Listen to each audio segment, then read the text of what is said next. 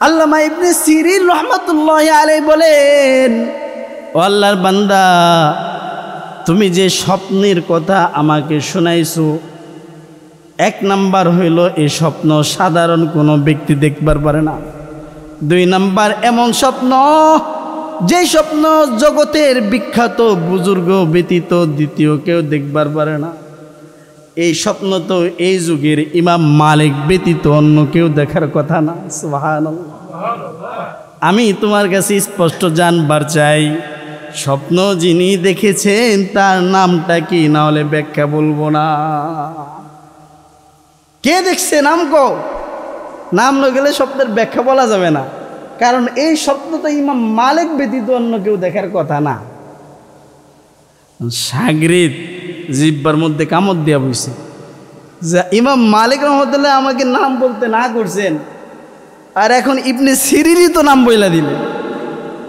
তবে আচ্ছা ঠিক আছে, আমি যা অনুমতি নিয়ে আসি নাম বলা যাবে কিনা। যা বলছেন ইমাম মালিককে, হুজুর আপনার নাম আমি কুমুকি, উনি বলতেছেন আপনার ছাড়া এই স্বপ্ন কেউ দেখার কথা না। এখন বলেন, আপনার সুস্পষ্ট নাম না বললেও ব্যাখ্যাও দিবে না, কি করুন? ইমাম মালিক বললেন, আচ্ছা ঠিক আছে, যেহেতু জাইনেই ফেলছে বা ধারণাই করছে, বইলা দাও। গিয়ে বলছেন যে ইমাম মালিক দেখছে। ইবনে সিরিন রহমতুল্লাহি আলাইহি বলেন, আল্লাহর নবী যে 5 দেখাইলেন, এই 5-এর ব্যাখ্যা হলো 5 জিনিসের জ্ঞান আর এলেম একমাত্র আল্লাহর আছে, আর কারো নাই। সুবহানাল্লাহ গণ। ইমাম মালিক রহমতুল্লাহি আলাইহি মদিনাতে বসবাস শুরু করলেন। হজের মৌসুমে হজে যাবে, ভয় পাচ্ছে যে হজে যদি যাই, কোনো কারণে যদি মক্কায় আমার মৃত্যু হয়ে যায়, তাহলে তো নবীর শহরে মৃত্যু হইল না। এই জন্য হজে যাইবারও ভয় পাইতেছে। বারবার আল্লাহর কাছে দোয়া করে, আল্লাহ হজে যামু না যামু না। বারবার মুরাকাবা করে, ইস্তেখারার নামাজ পড়ে, যে দিল কোন দিকে সাই দেয় দেখি। তো এই বিষয়গুলো জানতে উনি বারবার যখন ইস্তেখারা করতেছিলেন, হঠাৎ করে উনি একবার স্বপ্নে দেখলেন আল্লাহর রাসূল সাল্লাল্লাহু আলাইহি ওয়াসাল্লাম কি। সুবহানাল্লাহ। নবীজিকে স্বপ্নে দেখলেন। উনি মনে মনে ভাবলেন যে ভালোই হয়েছে, আমি হজ করতে যাইব কিনা, আমার হায়াত কতদিন আছে আমি তো জানি না, তো আল্লাহ রসুলকে একটু জিজ্ঞাসা করি যে আমি হজ করতে যাইব কিনা, এর মধ্যে আমার আবার মৃত্যু হবে কিনা। তো নবীরে জিজ্ঞাসা করছে স্বপ্নের মধ্যে, ইয়া রাসূলুল্লাহ, আমি তো আপনার আশেক, এমন আশেক যে আমি আপনার দেহের কাছে মৃত্যুবরণ করবার চাই, দূরে যাইবার চাই না। দেখেন না, দূরে যাই না মদিনা থেকে, এখন হজ তো করতে হবে, তো যাব নাকি, হায়াত আছে নাকি? আল্লাহর নবী কোনো কথা বললেন না। 5 আঙ্গুল দেখাইলেন, 5টা অঙ্গুলি দেখাইলেন আল্লাহ রসুল। আল্লাহ রসুল 5 অঙ্গুলি দেখিয়ে চলে গেছেন, স্বপ্ন ভেঙে গেছে। ইমাম মালিক রহমতুল্লাহি আলাইহি ঘুম থেকে ওইটা চিন্তা করলেন, কি দেখলাম? নবীজি তো স্পষ্ট কোনো কিছু বললেন না, শুধু 5 দেখাইলেন আঙ্গুল। 5 মানে কি 5 ঘন্টা বাঁচুন, না 5 দিন বাঁচবো, না 5 বছর বাঁচবো, বুঝলাম না তো কিছু। সেই যুগের আরেক বিখ্যাত ওলির নাম হইল আল্লামা ইবনে সিরিন রহমতুল্লাহি আলাইহি, যিনি ইমাম ও রুইয়াত তাবির ছিলেন, স্বপ্নের ব্যাখ্যার রাজা ছিলেন, যিনি স্বপ্নের ব্যাখ্যা দিতে পারতেন। স্বপ্নের ব্যাখ্যা কিন্তু সবাই দিতে পারে না, এটা একটা আলাদা জ্ঞান, আলাদা এলেম। তো ইমাম মালিক রহমতুল্লাহি আলাইহি ওনার এক শাগরিদকে পাঠাইছে, যাও ইবনে সিরিনকে বলবা যে এক ব্যক্তি নবীরে স্বপ্নে দেখছে, 5 আঙ্গুল নবী দেখাইছে, স্বপ্নের ব্যাখ্যা কি, কিন্তু আমার নাম বলবা না, আমি যে স্বপ্নে দেখছি এটা বইল না। তো এই শাগরিদ গেছেন আল্লামা ইবনে সিরিন রহমতুল্লাহি আলাইহির কাছে, যা বললেন এক বান্দা আল্লাহর নবীরে স্বপ্নে দেখছে, 5 আঙ্গুল নবী দেখাইছেন, এটার ব্যাখ্যা কি? ইবনে সিরিন রহমতুল্লাহি আলাইহি বলেন, এমন স্বপ্ন যে দেখছে আল্লাহ রসুল সাল্লাল্লাহু আলাইহি ওয়াসাল্লামকে স্বপ্নের যুগে নবীর দিদার নসিব হওয়া এটা সাধারণ কোনো ব্যক্তির সাথে যায় না। নবীকে স্বপ্নে দেখা এটা সাধারণ কোনো উম্মত দেখতে পারে না। নবীর সাথে যার দিলের সম্পর্ক আছে, নবীর সাথে যার সুন্নতের সম্পর্ক আছে, নবীর সাথে যার মহাব্বত আছে, একমাত্র এমন ব্যক্তি নবীজিকে স্বপ্নে দেখবার পারে। আল্লামা ইবনে সিরিন রহমাতুল্লাহি আলাইহি বলেন, ও আল্লাহর বান্দা, তুমি যে স্বপ্নের কথা আমাকে শোনাইছো, এক নাম্বার হইল এই স্বপ্ন সাধারণ কোনো ব্যক্তি দেখবার পারে না। দুই নাম্বার এমন স্বপ্ন যে স্বপ্ন জগতের বিখ্যাত বুজুর্গ ব্যতীত দ্বিতীয় কেউ দেখবার পারে না। এই স্বপ্ন তো এই যুগের ইমাম মালিক ব্যতীত অন্য কেউ দেখার কথা না। সুবহানাল্লাহ। আমি তোমার কাছে স্পষ্ট জানবার চাই, স্বপ্ন যিনি দেখেছেন তার নামটা কি, না হলে ব্যাখ্যা বলবো না। কে দেখছে নাম কো, নাম না গেলে স্বপ্নের ব্যাখ্যা বলা যাবে না, কারণ এই স্বপ্ন তো ইমাম মালিক ব্যতীত অন্য কেউ দেখার কথা না। সাগরিদ জিব্বার মধ্যে কামড় দিয়া বইছে, যা ইমাম মালিক রহমতুল্লাহ আমাকে নাম বলতে না করছেন, আর এখন ইবনে সিরিনই তো নাম বইলা দিলে। তো আচ্ছা ঠিক আছে, আমি যা অনুমতি নিয়ে আসি, নাম বলা যাবে কিনা। যা বলছেন ইমাম মালিককে, হুজুর আপনার নাম আমি কুমুকি, উনি বলতেছেন আপনার ছাড়াই স্বপ্ন কেউ দেখার কথা না। এখন বলেন, আপনার সুস্পষ্ট নাম না বললেও ব্যাখ্যাও দিবে না, কি করুন? ইমাম মালিক বললেন, আচ্ছা ঠিক আছে, যেহেতু জাইনেই ফেলছে বা ধারণাই করছে, বইলা দাও। গিয়ে বলছেন যে ইমাম মালিক দেখছে। ইবনে সিরিন রহমতুল্লাহ আলাইহি বলেন, আল্লাহর নবী যে পাঁচ দেখাইলেন, এই পাঁচের ব্যাখ্যা হলো পাঁচ জিনিসের জ্ঞান আর এলেম একমাত্র আল্লাহর আছে, আর কারো নাই। সুবহানাল্লাহ গণ। পাঁচটা জিনিসের এলেম কার আছে?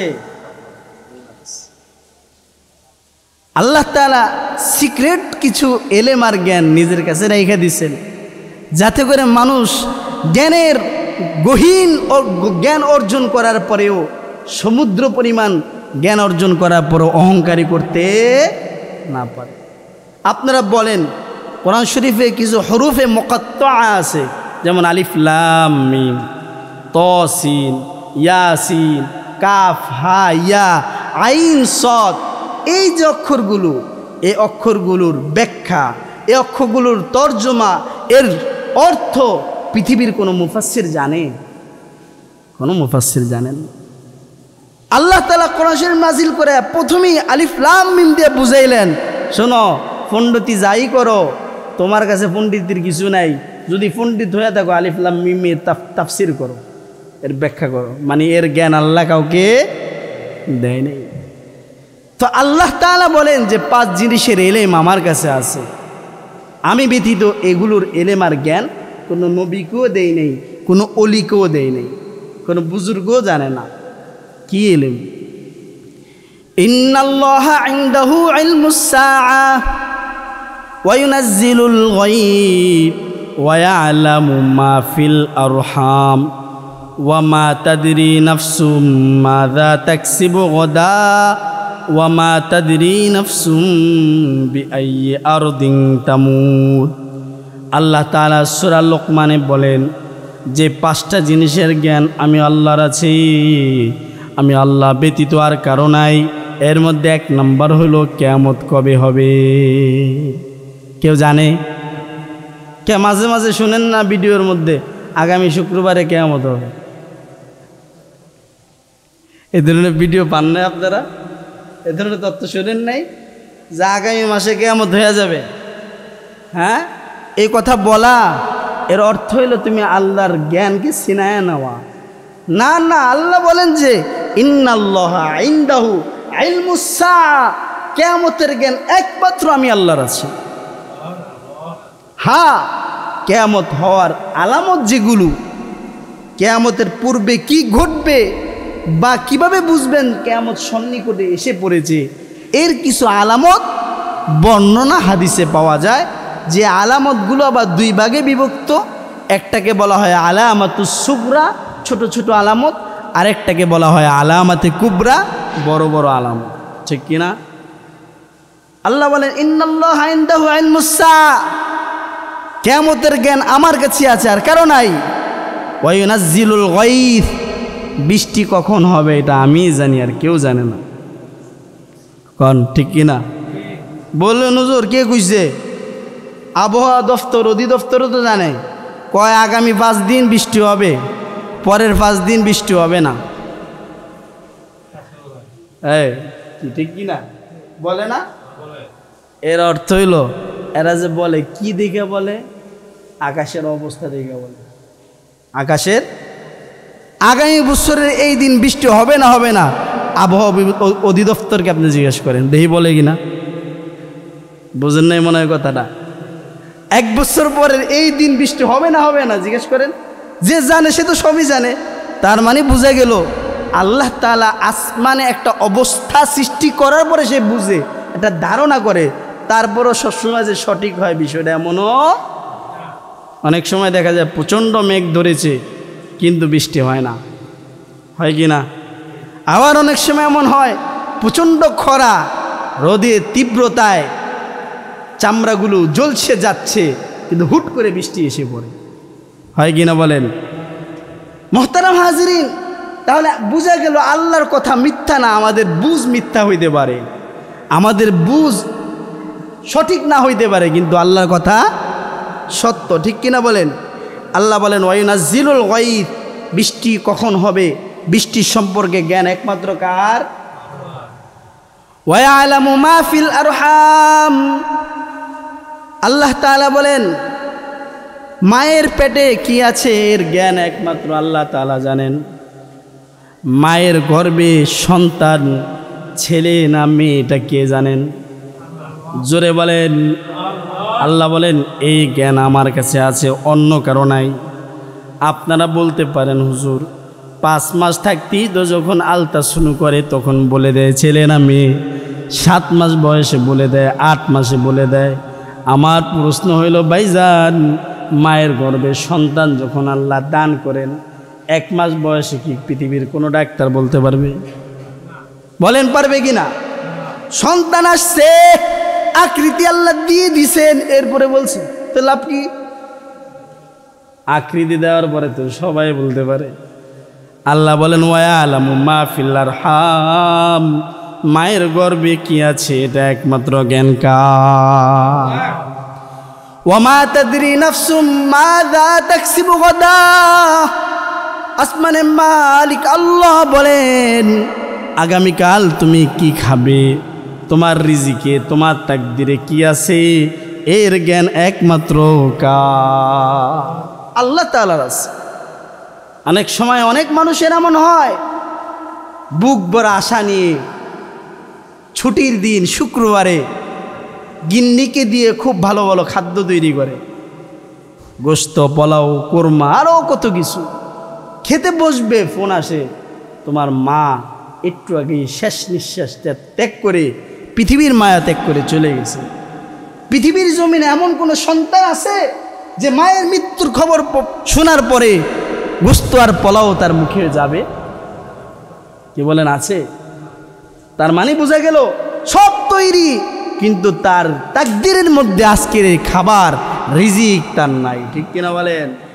এজন্য আল্লাহ বলেন যে আগামীকাল তুমি কি খাবে, কি অর্জন হবে এটা একমাত্র কে জানে।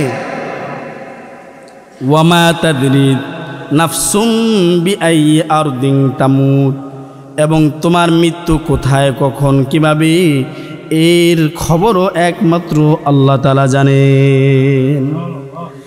ইমাম মালিক রহমতুল্লাহ আলাইহি যখন এই কথাগুলো শুনলেন উনি বুঝে ফেললেন যে আমার নিজের সিদ্ধান্ত আমাকে নিতে হবে, হজ করব না নবীর রওজায় থাকবে, এটা আমার সিদ্ধান্ত। মৃত্যু কখন আসবে এর কোনো জ্ঞান আল্লাহ ব্যতীত কারো নাই। ঠিক কিনা বলেন?